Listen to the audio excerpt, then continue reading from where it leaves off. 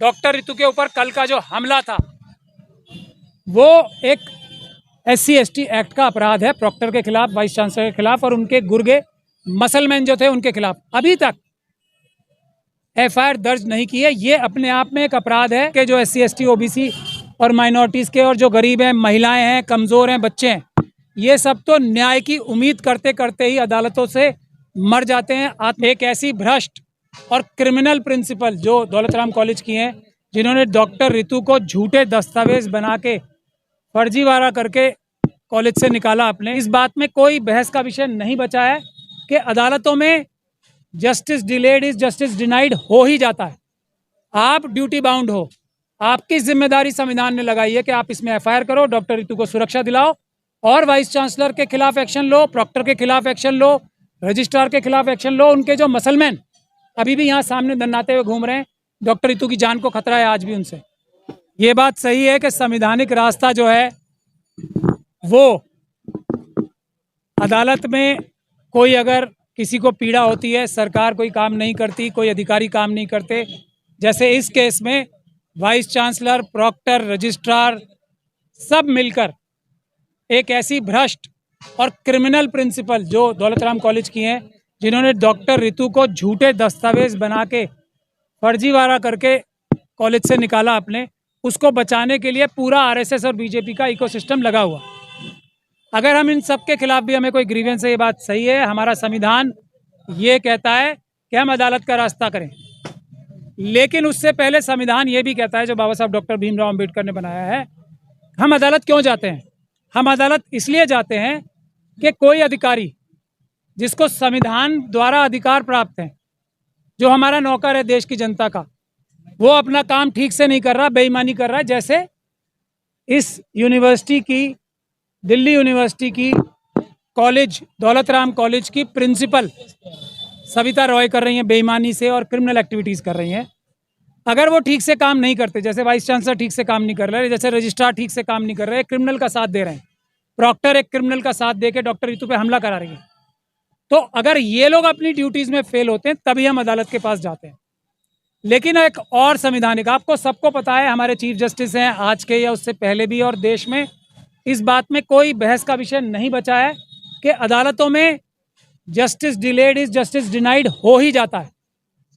न्याय की उम्मीद करते हुए रितु जैसे बहुत सारे लोग आत्महत्या करने पे मजबूर हो जाते हैं। गरीब और पिछड़े वर्ग के जो SC/ST OBC और माइनॉरिटीज़ के और जो गरीब हैं, महिलाएं हैं, कमज़ोर हैं, बच्चे हैं, ये सब तो न्याय की उम्मीद करते करते ही अदालतों से मर जाते हैं, आत्महत्या करने पे मजबूर हो जाते हैं या सड़कों पे एड़ियाँ रगड़ रगड़ के भूखे मरने की स्थिति में आ जाते हैं। ये हमारे देश की सच्चाई है। तो क्या बाबा साहब डॉक्टर भीमराव अम्बेडकर का कानून और संविधान इतना कमज़ोर है कि अगर अदालतें हमें न्याय देने में देर कर रही हैं तो ये बिल्कुल बगैर ताकत के हो गया? नहीं। उसके लिए हम अम्बेडकरवादियों ने ख़ास तौर पे मिशन सेव कॉन्स्टिट्यूशन के, हमारी एग्जीक्यूटिव कमेटी की मीटिंग हुई थी कल डिटेल में, हमने उसका ये रास्ता निकाला है। अब जो भी पीड़ित और प्रताड़ित होगा, जैसे डॉक्टर रितु का केस है कि हम मॉडल केस की तरह लेके चल रहे हैं, तो उसमें हम खास तौर पे जो संविधान के सबसे बड़े रक्षक हैं वकील, वो इनिशिएटिव लेंगे और अधिकारियों के पास हम मार्च करके जाया करेंगे ताकि उनको कानून का रास्ता बताया जाए और उनको ये बात समझाई जाए कि आप कानून द्वारा, संविधान द्वारा बाध्य हो, अपनी कार्रवाई करो। जैसे डॉक्टर रितु के ऊपर कल का हमला, डॉक्टर रितु के ऊपर कल का जो हमला था वो एक SC/ST एक्ट का अपराध है, प्रॉक्टर के खिलाफ, वाइस चांसलर के खिलाफ और उनके गुर्गे मसलमैन जो थे उनके खिलाफ। अभी तक FIR दर्ज नहीं की है। ये अपने आप में एक अपराध है, SHO साहब द्वारा किया गया और जो दूसरे पुलिस अधिकारी यहाँ पे आके हमसे बयान भी ले चुके हैं, रिटर्न में ले चुके हैं, उन सब ने अपराध किया है।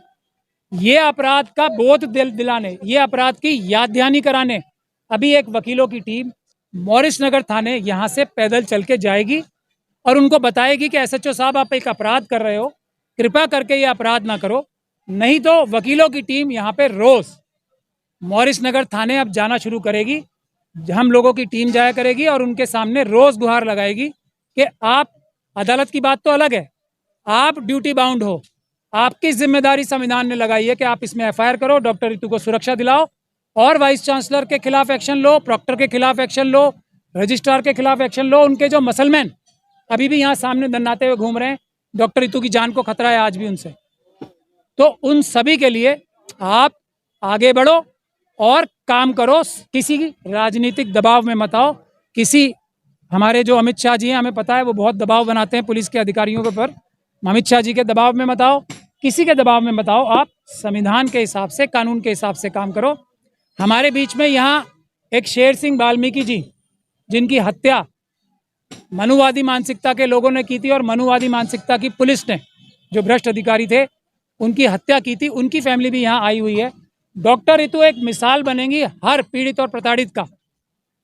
अदालत से पहले कैसे न्याय लेना है, उसके लिए हम डॉक्टर रितु के केस को एक मॉडल बनाना चाहते हैं, जिसके लिए जिस कड़ी में आज एक शेर सिंह वाल्मीकि साहब की जो हत्या की गई थी गुड़गांव में, उनकी फैमिली भी आई है। तो आप उनकी भी व्यथा सुन के जाएं तो आपको पता लगेगा इस देश में क्या क्या अन्याय हो रहे हैं। कल भी एक शेड्यूल कास्ट बच्ची का हमारे रेप हुआ है उत्तर प्रदेश में, और किस तरह से गंदी और घिनौनी मानसिकता के लोग मध्य प्रदेश में मेरे ख्याल से हुआ है। मंदिर में किसी जो मंदिर में पुजारी थे, उन्होंने उस बच्ची के साथ रेप किया। अभी तक उसमें भी हमारी जानकारी के हिसाब से SC/ST एक्ट में कोई FIR दर्ज नहीं हुई। तो मेरा यही कहना था। अभी हम यहाँ से थोड़ी देर में मार्च शुरू करेंगे। आप सभी लोगों से गुजारिश है कि हमारे साथ चलें।